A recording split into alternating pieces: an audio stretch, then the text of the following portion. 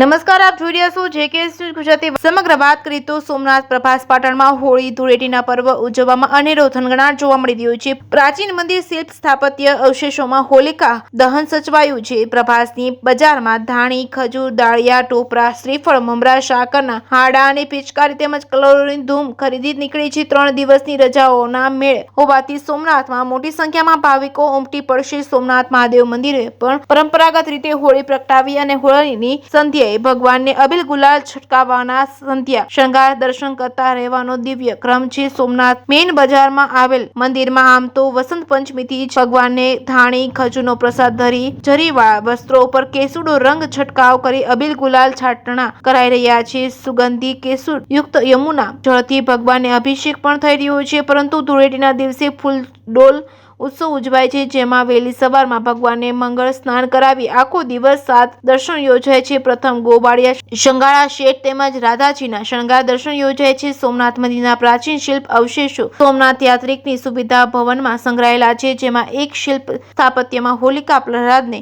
ખોળામાં લઈને બેસે છે તેવું શિલ્પ અને તેનું વિવરણ નીચે પ્લેટમાં લખાયેલ છે।